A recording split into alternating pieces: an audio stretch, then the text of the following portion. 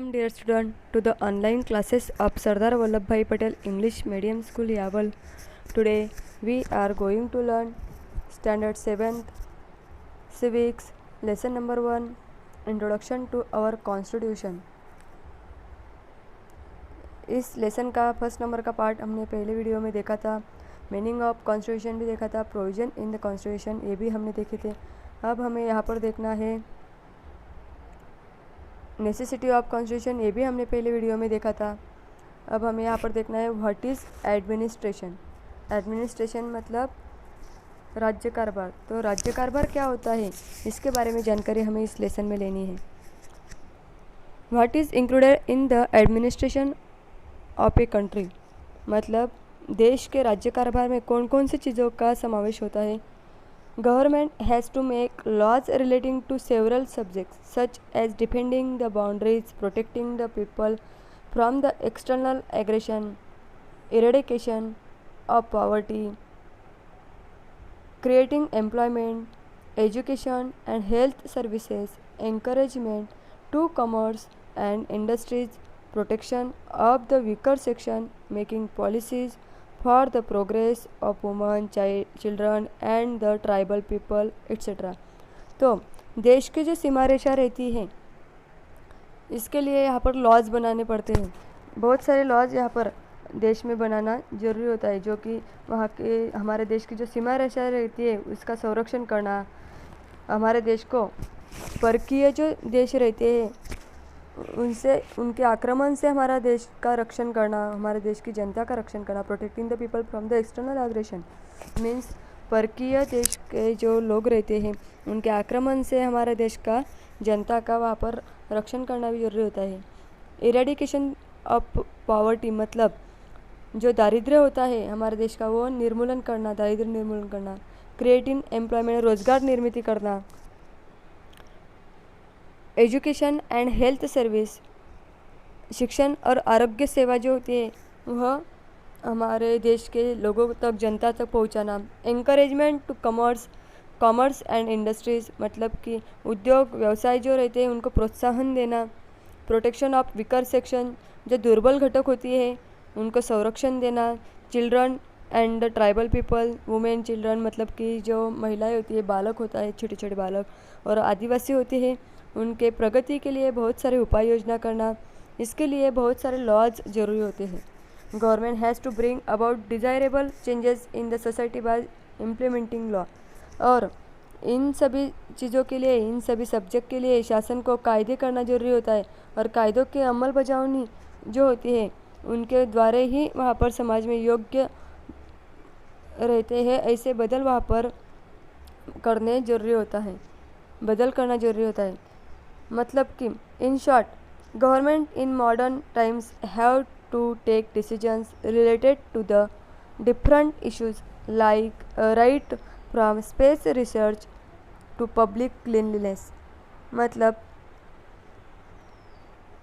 कहने के लिए ये ज़रूरी है कि आधुनिक काल में जो शासन है उन्होंने अवकाश संशोधन से लेकर सार्वजनिक स्वच्छता तक के जो बहुत सारी चीज़ें हैं उनके नियम वहाँ पर, निर्णय वहाँ पर उन्हें लेने होते हैं और इसे ही राज्य कारभार कहते हैं. और दिस इज़ गवर्नेंस और एडमिनिस्ट्रेशन मतलब इसे ही वहाँ पर राज्य कारभार कहा जाता है जो कि सार्वजनिक स्वच्छता से लेकर जो अवकाश संशोधन तक के जो कार्य होते हैं वो सभी के बारे में वहाँ पर निर्णय लेना जरूरी होता है. Having understood the meaning of constitution and governance संविधान का अर्थ और उसकी आवश्यकता इसके बारे में हमने जानकारी अभी ली है. अब हमें यहाँ पर देखना है we shall now see how the Indian constitution was मतलब कि इस्टेब्लिश मतलब कि हमारा जो देश है, इंडिया का जो देश है उसकी जो कॉन्स्टिट्यूशन है, उसकी जो संविधान है जो हमने स्वीकार किया है वो कैसे बना है, उसकी निर्मित कैसे हुई है, इसके बारे में जानकारी हमें इस लेसन में आगे लेनी है. Background to the making of the constitution. Constitution बनाने के लिए जो बैकग्राउंड होता है वो हमें अभी देखना है, पार्श्वभूमि हमें यहाँ पर देखनी है. The process of the making of the Indian constitution started in 1947. तो भारत का जो संविधान है ये बनाने की जो प्रोसेस है वह निर्मित की जो प्रोसेस है वह 1947 से स्टार्ट हुई थी। The leaders of the freedom movement insisted that independent India will be govern not by the laws made by the British. और स्वतंत्र भारत जो था वह राज्य उसका जो राज्य कारभार था वो ब्रिटिशों ने तैयार किए हुए कायदों से कानून से नहीं चलने वाला था। तो भारत जो थे स्वतंत्र भारत का जो राज्य कारभार है वो भारतीय खुद वहाँ पर अपने नियम अपने रूल्स बनाना चाहते थे, इसलिए वहाँ पर उसकी तैयारी बहुत दिनों से शुरू कर दी थी। Committee was establish to prepare the constitution of independent India. मतलब कि इस स्टेप जो अलग अलग जो रूल्स बनाने थे कॉन्स्टिट्यूशन के, इसके लिए एक कमेटी की स्थापना की गई थी जो कि वहाँ पर रूल्स बनाने वाली थी।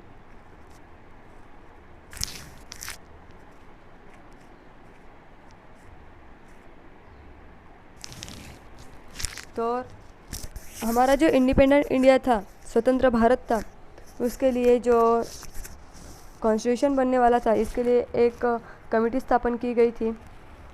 It came to be known as the constitution assembly और उसी कमेटी को कॉन्स्टिट्यूशन असेंबली ऐसा कहा जाता है।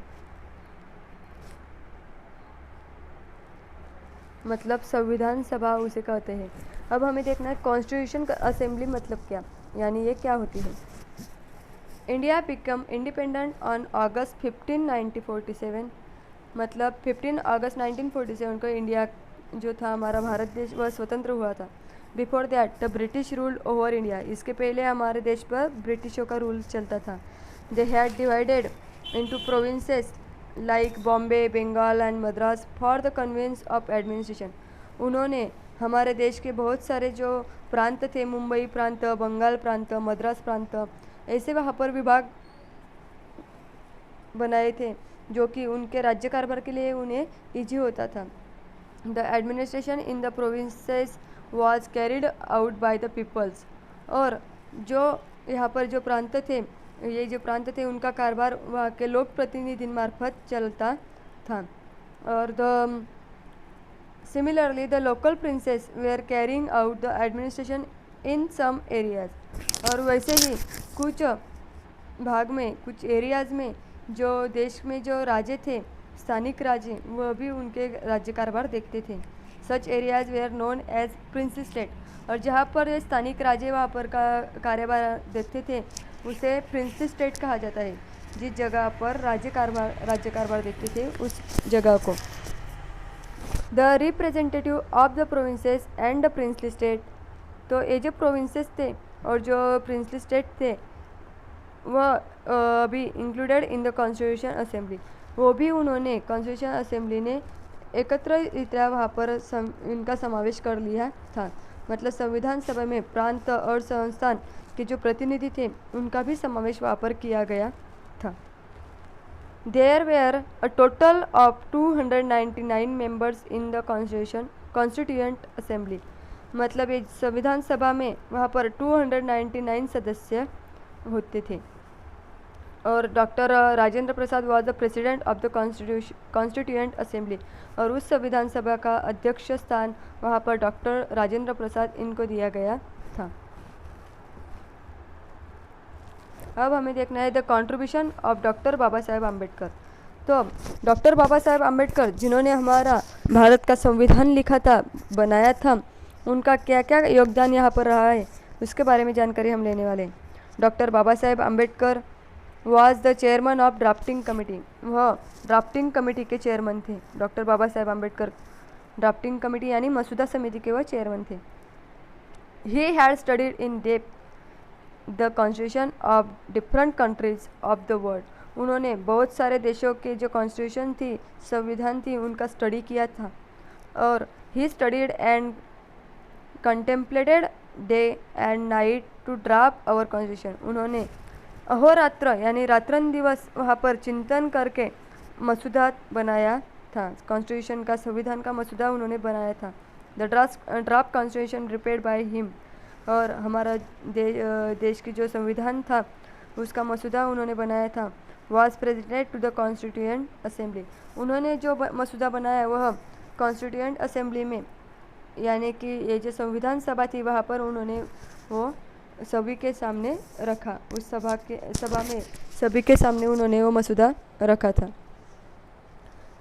तभी हर एक नेताओं ने, यानी उस कॉन्स्टिट्यूएंट असेंबली में, उस सभा में जितने मेंबर्स थे उन सभी ने वहाँ पर उस पर कुछ डिस्कशन किया। It was discuss article by article, उन्होंने हर एक कलम पर वहाँ पर चर्चा की और उसमें कुछ सजेशन थे, यानी many amendments were suggested by different members. बहुत सारे सदस्यों ने वहाँ पर सजेशन किए।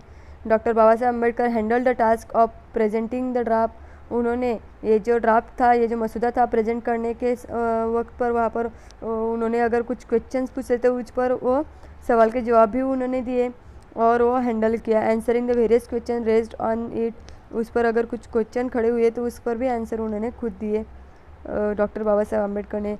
Making changes in draft as per the suggestion, अगर किसी ने वहाँ पर सजेशन किए तो उस पर भी उन्होंने चेंजेस किए कॉन्स्टिट्यूशन असेंबली में। And making every provision of the constitution flawless, और सभी के लिए अब यानी कि सभी को अच्छी लगती होगी ऐसी ही वहाँ पर संविधान की निर्मित की गई। यानी कि बहुत सारे तरतूद, बहुत सारे वहाँ पर चेंजेस करने के बाद निर्दोष ऐसा काम करके डॉक्टर बाबा साहेब अम्बेडकर ने वहाँ पर एक प्रोविजंस, मतलब कि हर एक तरतूद वहाँ पर उन्होंने चेंज कर दी गई थी। And due to his contribution towards the making of the constitution, doctor Baba Saheb Ambedkar is called as the architect of the Indian constitution. और इसी योगदान के लिए, इसी कार्य के लिए डॉक्टर बाबा साहेब अम्बेडकर, इनको कहा जाता है कि भारतीय संविधान की निर्मित यह उनके हाथों से हुई है, इसीलिए उन्हें architect of the Indian constitution, मतलब कि भारतीय संविधान के जनक यानी कि शिल्पकार उनको माना जाता है। भारतीय संविधान के शिल्पकार उन्हें माना जाता है। We are proud of it, तो हमें इस बात की, इस चीज़ का पर हमें अभिमान होना चाहिए कि decision in the constitution assembly were made on the basis of debate and discussion, संविधान सभा में चर्चा और विनिमय के आधार पर निर्णय लिए गए थे। और respect for opposing view points and acceptance of the appropriate suggestion was the characteristics of the working of the constituent assembly, मतलब कि यहाँ पर विरोधी जो मत थे उनका भी आदर वहाँ पर किया गया था और उनके दिए गए योग्य सूचनाओं के आधार पर, उनका योग्य सूचनाओं का स्वीकार करके वहाँ पर कामकाज किया गया था। यही उसका वैशिष्ट्यपूर्ण है। और it took 2 years 11 months and 17 days to complete the writing of the constitution, और पूरा संविधान तैयार होने के लिए 2 वर्ष 11 मतलब 11 महीने एंड 17 days वहाँ पर लगे थे। और there were 22 parts, 395 articles and 8 schedules in the original constitution, और मूल संविधान में यहाँ पर 22 भाग है और 395 कलम है और 8 शेड्यूल्स वहाँ पर अभी भी उनका समावेश वहाँ पर है। डू यू नो, क्या आप जानते हो? Some of the well known members of the constituent assembly were doctor Rajendra Prasad, Pandit Jawaharlal Nehru, doctor Baba साहब अम्बेडकर, सरदार वल्लभ भाई Patel, Maulana Abul Kalam Azad, Sarojini Naidu, JB Kripalani, Rajkumari Amrit Kaur, Durgabai Deshmukh, Hansaben Mehta and others. The noted legal expert P.N. Rao was appointed as the constitutional advisor on legal matters. संविधान सभा में इतने सारे लोग थे, इनसे भी ज़्यादा लोग थे। हमने देखा कि 299 मेंबर्स वहाँ पर थे, लेकिन उनमें से कुछ लोगों के नाम यहाँ पर हमें दिए हैं। अब आगे हमें देखना है यहाँ पर The Constituent Assembly enacted the Constitution and adopted it on 26 November 1949. तो ये जो हमारी संविधान तैयार हुआ तो उसका स्वीकार 26 नवंबर 1949 में किया गया था।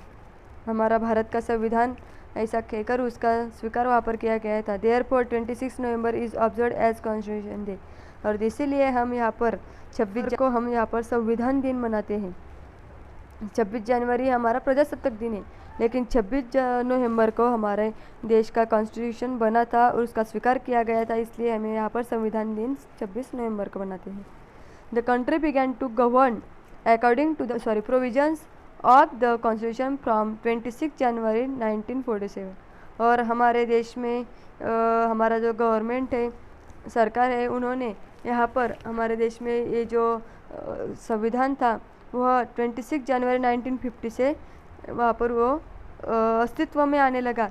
इसीलिए the Indian Republic come into existence from this day. और उसी दिन को हम यहाँ पर प्रजासत्ताक दिन कहते हैं, गणतंत्र दिन इसे हम कहते हैं। और therefore 26 January is celebrated as a republic day. और इसीलिए हम यहाँ पर 26 जनवरी रिपब्लिक डे कहकर वहाँ पर उनका हम वहाँ पर सेलिब्रेट करते हैं। यहाँ पर हमें पंडित जवाहरलाल नेहरू, सरदार वल्लभ भाई पटेल ऐसे फोटोग्राफ्स वहाँ पर दिए हैं उनके, मौलाना अब्दुल कलाम आज़ाद, सरोजिनी नायडू, ऐसे उनके फोटोग्राफ्स यहाँ पर दिए हैं। अब हमें नीचे देखना है डू दिस, ये आपको करके देखना है। You would like your class to run according to rules, wouldn't you? And which rules would you like to include in your list of rules? and prepare a list of rules for your class। अपने class के लिए कुछ rules बनाने हैं जो कि आप चाहते हो कि ऐसे रूल्स हमारे क्लास में होने चाहिए, ऐसी लिस्ट आपको बनानी है। डू यू नो, अब हमें यहाँ पर दिया है कि क्या आप जानते हो? Doctor Baba Saheb Ambedkar contribution was in a wide range of fields like water conservation, foreign policy, national security, journalism, economics, social justice etcetera. Doctor Baba Saheb Ambedkar का जो योगदान है वह जल व्यवस्थापन, परराष्ट्र संबंध, राष्ट्रीय सुरक्षा, पत्रकारिता, अर्थकारण और सामाजिक न्याय ऐसे विविध क्षेत्रों में उनका योगदान हमें रहा है। बहुत सारे क्षेत्रों में उन्होंने कार्य किया है।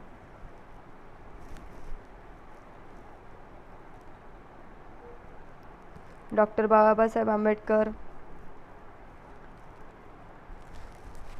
presenting the draft of the Indian Constitution to Dr. Rajendra Prasad, president of the constituent assembly. भारतीय संविधान का मसूदा जब संविधान सभा के अध्यक्ष डॉक्टर राजेंद्र प्रसाद उनको सादर करते हुए यहाँ पर डॉक्टर बाबा साहेब आम्बेडकर हमें दिखाई दे रही है। उस वक्त की तस्वीर यहाँ पर दिखाई दे रही है। इस तरह से ये जो लेसन है हमारा यहाँ पर समाप्त हो गया है। आपको ये पूरा लेसन समझ में आया होगा। Please like and subscribe our channel.